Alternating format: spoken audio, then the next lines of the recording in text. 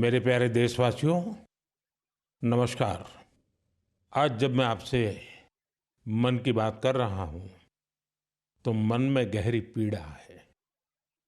22 अप्रैल को पहलगाम में हुई आतंकी वारदात ने देश के हर नागरिक को दुख पहुंचाया है।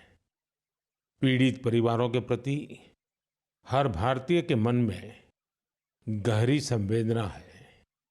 भले वो किसी भी राज्य का हो, वो कोई भी भाषा बोलता हो, लेकिन वो उन लोगों के दर्द को महसूस कर रहा है जिन्होंने इस हमले में अपने परिजनों को खोया है। मुझे एहसास है, हर भारतीय का खून आतंकी हमले की तस्वीरों को देखकर खौल रहा है। पहलगाम में हुआ ये हमला आतंक के सरपरस्तों की हताशा को दिखाता है, उनकी कायरता को दिखाता है। ऐसे समय में जब कश्मीर में शांति लौट रही थी, स्कूल कॉलेजों में एक वाइब्रेंसी थी, निर्माण कार्यों में अभूतपूर्व गति आई थी, लोकतंत्र मजबूत हो रहा था, पर्यटकों की संख्या में रिकॉर्ड बढ़ोतरी हो रही थी, लोगों की कमाई बढ़ रही थी, युवाओं के लिए नए अवसर तैयार हो रहे थे, देश के दुश्मनों को, जम्मू कश्मीर के दुश्मनों को ये रास नहीं आया। आतंकी और आतंक के आका चाहते हैं कश्मीर फिर से तबाह हो जाए, और इसलिए इतनी बड़ी साजिश को अंजाम दिया।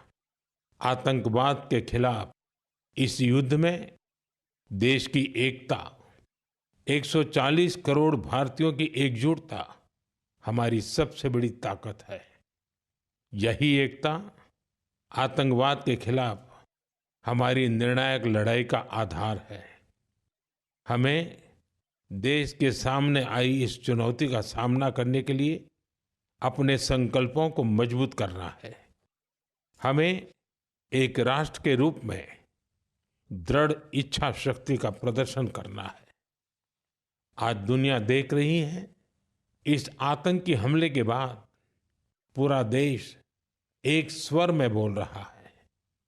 साथियों, भारत के हम लोगों में जो आक्रोश है, वो आक्रोश पूरी दुनिया में है। इस आतंकी हमले के बाद लगातार दुनिया भर से संवेदनाएं आ रही हैं। मुझे भी ग्लोबल लीडर्स ने फोन किए हैं, पत्र लिखे हैं, संदेश भेजे हैं। इस जघन्य तरीके से किए गए आतंकी हमले की सबने कठोर निंदा की है। उन्होंने मृतकों के परिवारजनों के प्रति संवेदनाएं प्रकट की है। पूरा विश्व आतंकवाद के खिलाफ हमारी लड़ाई में 140 करोड़ भारतीयों के साथ खड़ा है।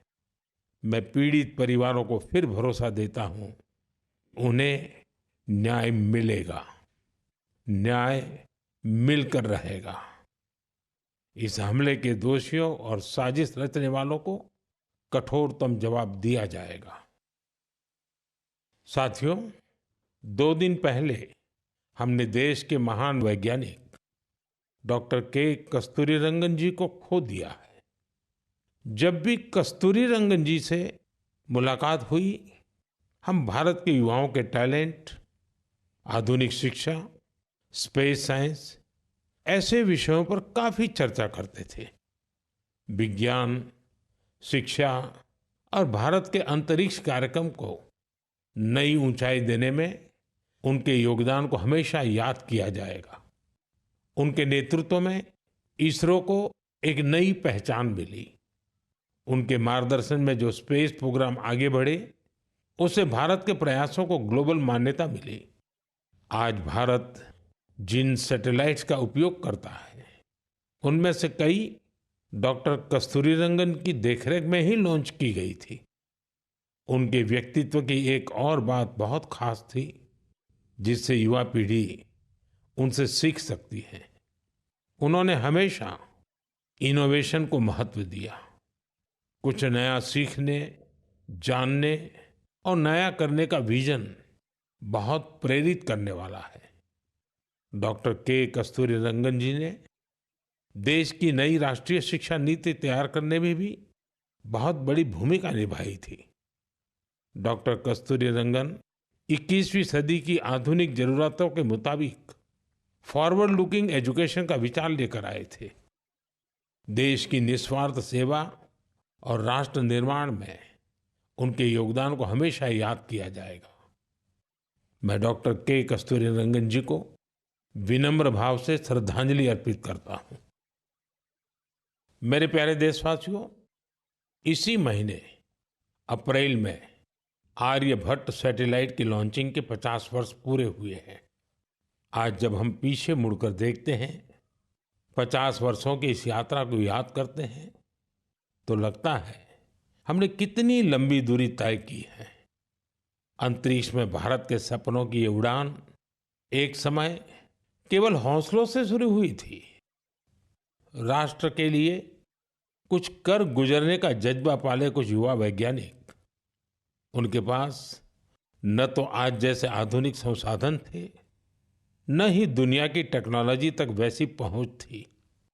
अगर कुछ था तो वो था प्रतिभा, लगन, मेहनत और देश के लिए कुछ करने का जज्बा। बैलगाड़ियों और साइकिलों पर क्रिटिकल इक्विपमेंट को खुद लेकर जाते हमारे वैज्ञानिकों की तस्वीरों को आपने भी देखा होगा। उसी लगन और राष्ट्र सेवा की भावना का नतीजा है कि आज इतना कुछ बदल गया है। आज भारत एक ग्लोबल स्पेस पावर बन चुका है। हमने एक साथ 104 सैटेलाइट का लॉन्च करके रिकॉर्ड बनाया है। हम चंद्रमा के साउथ पोल पर पहुंचने वाले पहले देश बने हैं। भारत ने मार्स ऑर्बिटर मिशन लॉन्च किया है और हम आदित्य L1 मिशन के जरिए सूरज के काफी करीब तक पहुंचे हैं। आज भारत पूरी दुनिया में सबसे ज्यादा कॉस्ट इफेक्टिव लेकिन सक्सेसफुल स्पेस प्रोग्राम का नेतृत्व कर रहा है। दुनिया के कई देश अपनी सैटेलाइट्स और स्पेस मिशन के लिए इसरो की मदद लेते हैं। साथियों, हम जब इसरो द्वारा किसी सैटेलाइट का लॉन्च देखते हैं तो हम गर्व से भर जाते हैं। ऐसी ही अनुभूति मुझे तब हुई जब मैं 2014 में PSLV C-23 की लॉन्चिंग का साक्षी बना था। 2019 में चंद्रयान-2 की लैंडिंग के दौरान भी मैं बेंगलुरु के इसरो सेंटर में मौजूद था। उस समय चंद्रयान को वो अपेक्षित सफलता नहीं मिली थी। तब वैज्ञानिकों के लिए वो बहुत मुश्किल घड़ी थी, लेकिन मैं अपनी आंखों से वैज्ञानिकों के धैर्य और कुछ कर गुजरने का जज्बा भी देख रहा था। और कुछ साल बाद पूरी दुनिया ने भी देखा कैसे उन्हीं वैज्ञानिकों ने चंद्रयान-3 को सफल करके दिखाया। साथियों, अब भारत ने अपने स्पेस सेक्टर को प्राइवेट सेक्टर के लिए भी ओपन कर दिया है। आज बहुत से युवा स्पेस स्टार्टअप में नए झंडे लहरा रहे हैं। 10 साल पहले इस क्षेत्र में सिर्फ एक कंपनी थी, लेकिन आज देश में 350 से ज्यादा स्पेस स्टार्टअप काम कर रहे हैं। आने वाला समय स्पेस में बहुत सारी नई संभावनाएं लेकर आ रहा है। भारत नई ऊंचाइयों को छूने वाला है। देश गगनयान, स्पेडेक्स और चंद्रयान-4 जैसे कई अहम मिशन की तैयारियों में जुटा है। हम वीनस ऑर्बिटर मिशन और मार्स लैंडर मिशन पर भी काम कर रहे हैं। हमारे स्पेस साइंटिस्ट अपने इनोवेशन से देशवासियों को नए गर्व से भरने वाले हैं।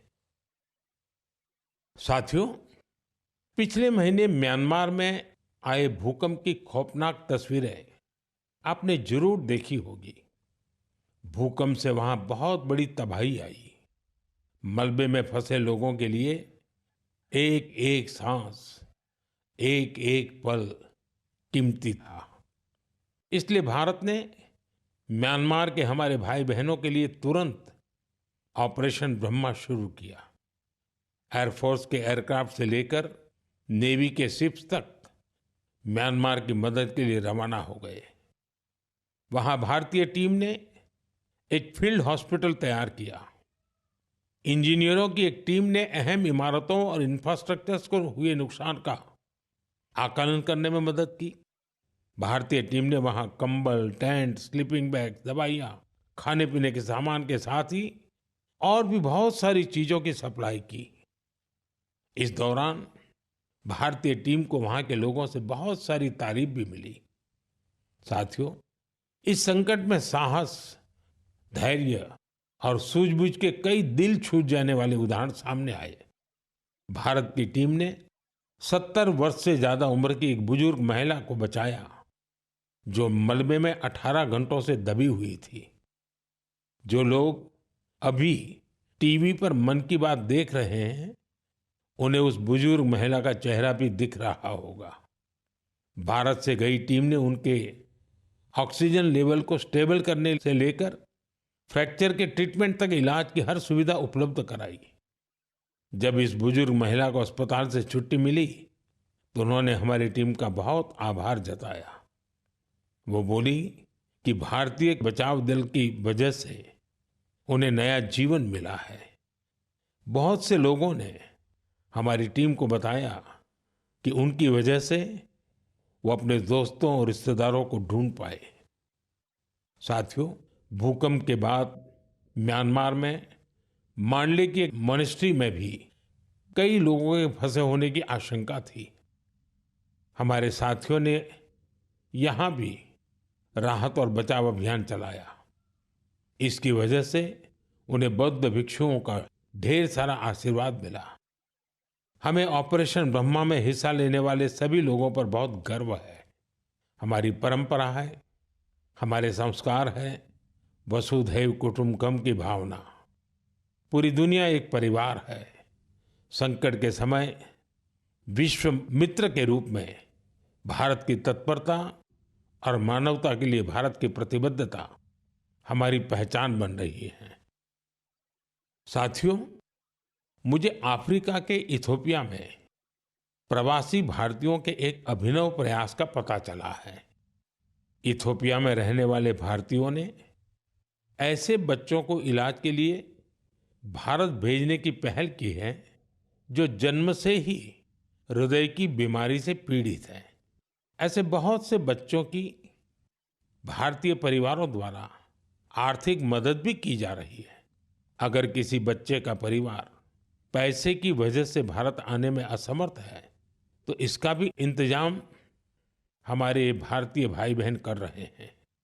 कोशिश ये है कि गंभीर बीमारी से जूझ रहे इथियोपिया के हर जरूरतमंद बच्चे को बेहतर इलाज मिले। प्रवासी भारतीयों के इस नेक कार्य को इथियोपिया में भरपूर सराहना मिल रही है। आप जानते हैं कि भारत में मेडिकल सुविधाएं लगातार बेहतर हो रही है।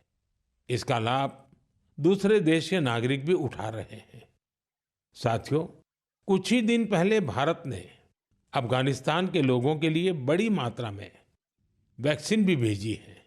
ये vaccine rabies, tetanus, hepatitis B और इन्फ्लुएंजा जैसी खतरनाक बीमारियों से बचाव में काम आएगी।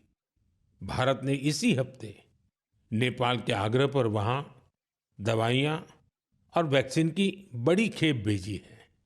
इनसे थैलेसीमिया और सिकल सेल डिसीज के मरीजों को बेहतर इलाज सुनिश्चित होगा।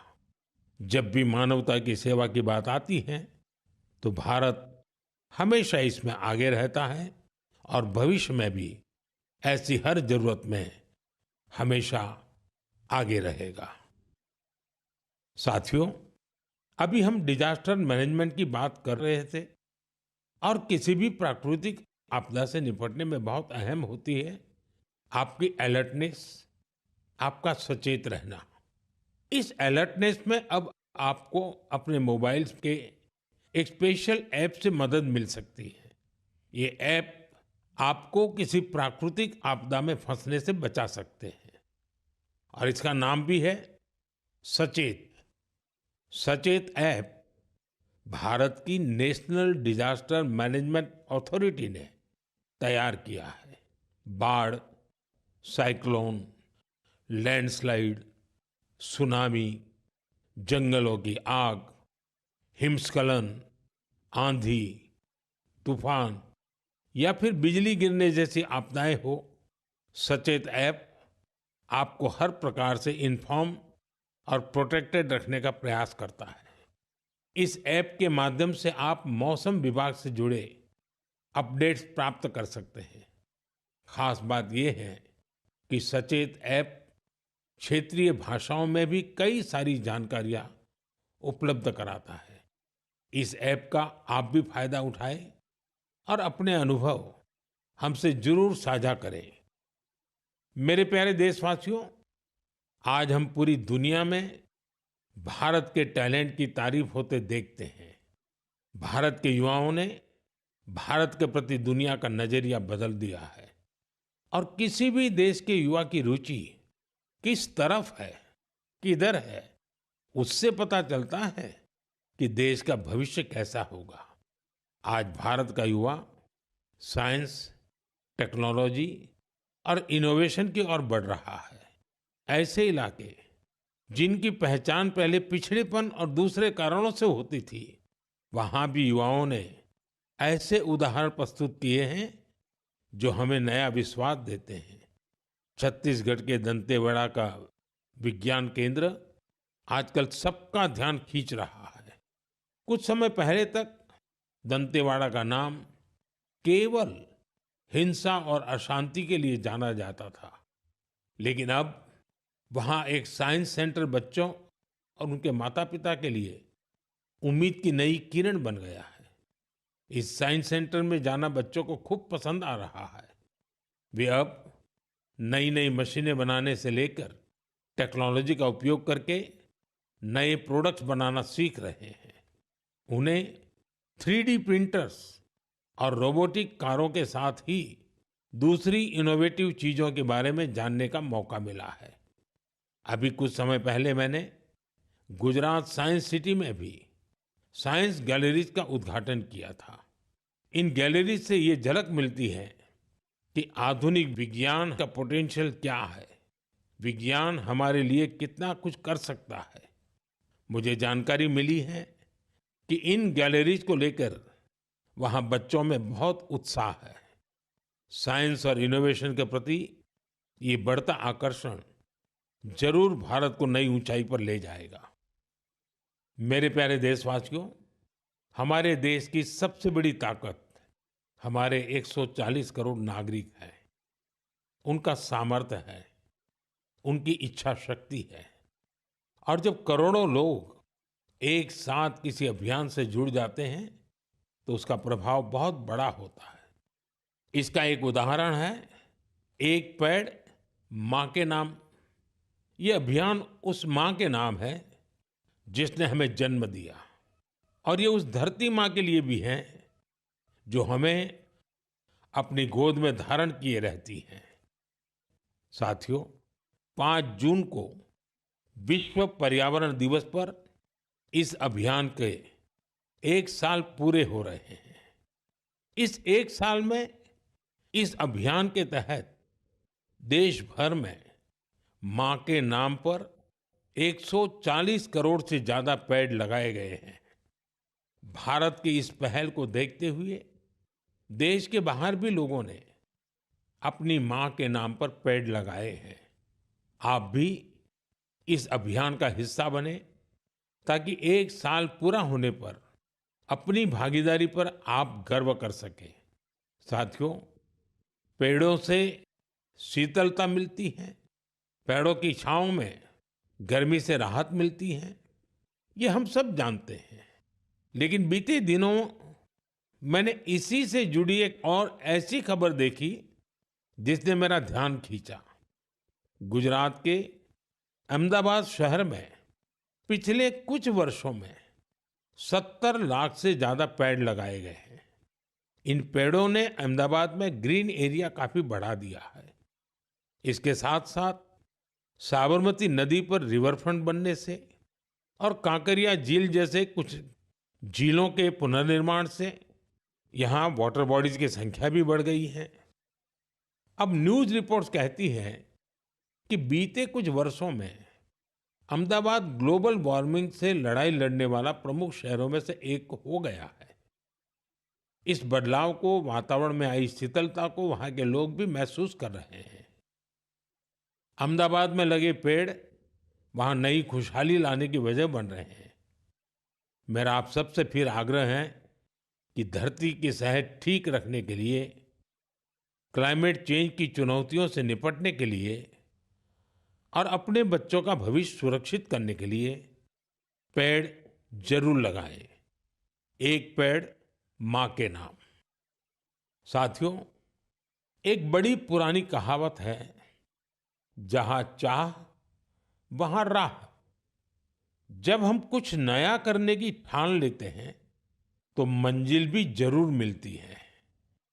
आपने पहाड़ों में उगने वाले सेब तो खूब खाए होंगे, लेकिन अगर मैं पूछूं कि क्या आपने कर्नाटका के सेब का स्वाद चाखा है, तो आप हैरान हो जाएंगे। आमतौर पर हम समझते हैं कि सेब की पैदावार पहाड़ों में ही होती है, लेकिन कर्नाटका के बागलकोट में रहने वाले श्री शैल तेली जी ने मैदानों में सेब उगा दिया है। उनके कुलाली गांव में 35 डिग्री से ज्यादा तापमान में भी सेब के पेड़ फल देने लगे। दरअसल श्रीशैल तेली को खेती का शौक था, तो उन्होंने सेब की खेती को भी आजमाने की कोशिश की और उन्हें इसमें सफलता भी मिल गई। आज उनके लगाए सेब के पेड़ों पर काफी मात्रा में सेब उगते हैं, जिसे बेचने से उन्हें अच्छी कमाई भी हो रही है। साथियों, अब जब सेबों की चर्चा हो रही है, तो आपने किन्नौरी सेब का नाम जरूर सुना होगा। सेब के लिए मशहूर किन्नौर में केसर का उत्पादन होने लगा है। आमतौर पर हिमाचल में केसर की खेती कम ही होती थी, लेकिन अब किन्नौर की खूबसूरत सांगला घाटी में भी केसर की खेती होने लगी। ऐसा ही एक उदाहरण केरला के वायनाड का है। यहाँ भी केसर उगाने में सफलता मिली और वायनाड में ये केसर किसी खेत या मिट्टी में नहीं, बल्कि एरोपोनिक्स टेक्निक से उगाए जा रहे हैं। कुछ ऐसा ही हैरत भरा काम लीची की पैदावार के साथ हुआ है। हम तो सुनते आ रहे थे कि लीची बिहार, पश्चिम बंगाल या झारखंड में उगती है, लेकिन अब लीची का उत्पादन दक्षिण भारत और राजस्थान में भी हो रहा है। तमिलनाडु के थिरुविरा अरासू कॉफी की खेती करते थे। कोडाईकनाल में उन्होंने लीची के पेड़ लगाए और उनकी 7 साल की मेहनत के बाद अब उन पेड़ों पर फल आने लगे। लीची उगाने में मिली सफलता ने आसपास के दूसरे किसानों को भी प्रेरित किया है। राजस्थान में जितेंद्र सिंह राणावत को लीची उगाने में सफलता मिली है। ये सभी उदाहरण बहुत प्रेरित करने वाले हैं। अगर हम कुछ नया करने का इरादा कर लें और मुश्किलों के बावजूद डटे रहें, तो असंभव को भी संभव किया जा सकता है। मेरे प्यारे देशवासियों, आज अप्रैल का आखिरी रविवार है। कुछ ही दिनों में मई का महीना शुरू हो रहा है। मैं आपको आज से करीब 108 साल पहले लेकर चलता हूं। साल 1917। अप्रैल और मई के यही 2 महीने देश में आजादी की एक अनोखी लड़ाई लड़ी जा रही थी। अंग्रेजों के अत्याचार उफान पर थे। गरीबों, वंचितों और किसानों का शोषण अमानवीय स्तर को भी पार कर चुका था। बिहार की उपजाऊ धरती पर ये अंग्रेज किसानों को नील की खेती के लिए मजबूर कर रहे थे। नील की खेती से किसानों के खेत बंजर हो रहे थे, लेकिन अंग्रेजी हुकूमत को इससे कोई मतलब नहीं था। ऐसे हालात में 1917 में गांधी जी बिहार के चंपारण पहुंचे हैं। किसानों ने गांधी जी को बताया, हमारी जमीन मर रही है, खाने के लिए अनाज नहीं मिल रहा है। लाखों किसानों की उस पीड़ा से गांधी जी के मन में एक संकल्प उठा। वहीं से चंपारण का ऐतिहासिक सत्याग्रह शुरू हुआ। चंपारण सत्याग्रह ये बापू द्वारा भारत में पहला बड़ा प्रयोग था। बापू के सत्याग्रह से पूरी अंग्रेज हुकूमत हिल गई। अंग्रेजों को नील की खेती के लिए किसानों को मजबूर करने वाले कानून को स्थगित करना पड़ा। एक ऐसी जीत थी जिसने आजादी की लड़ाई में नया विश्वास फूंका।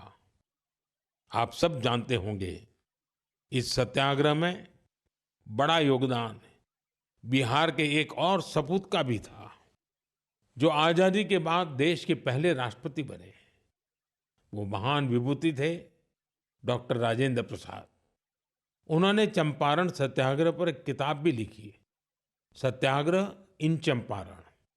ये किताब हर युवा को पढ़नी चाहिए। भाइयों बहनों, अप्रैल में ही स्वतंत्रता संग्राम की लड़ाई के कई और अमिट अध्याय जुड़े हुए हैं। अप्रैल की 6 तारीख को ही गांधी जी की दांडी यात्रा संपन्न हुई थी। 12 मार्च से शुरू होकर 24 दिनों तक चली इस यात्रा ने अंग्रेजों को झकझोर कर रख दिया था। अप्रैल में ही जलियांवाला बाग नरसंहार हुआ था। पंजाब की धरती पर इस रक्त रंजित इतिहास के निशान आज भी मौजूद है। साथियों, कुछ ही दिनों में 10 मई को प्रथम स्वतंत्रता संग्राम की वर्षगांठ भी आने वाली है। आजादी की उस पहली लड़ाई में जो चिंगारी उठी थी, वो आगे चलकर लाखों सेनानियों के लिए मशाल बन गई। अभी 26 अप्रैल को हमने 1857 की क्रांति के महान नायक बाबू वीर कुंवर सिंह जी की पुण्यतिथि भी मनाई है। बिहार के इन महान सेनानी से पूरे देश को प्रेरणा मिलती है। हमें ऐसे ही लाखों स्वतंत्रता सेनानियों की अमर प्रेरणाओं को जीवित रखना है। हमें उनसे जो ऊर्जा मिलती है, वो अमृतकाल के हमारे संकल्पों को नई मजबूती देती है।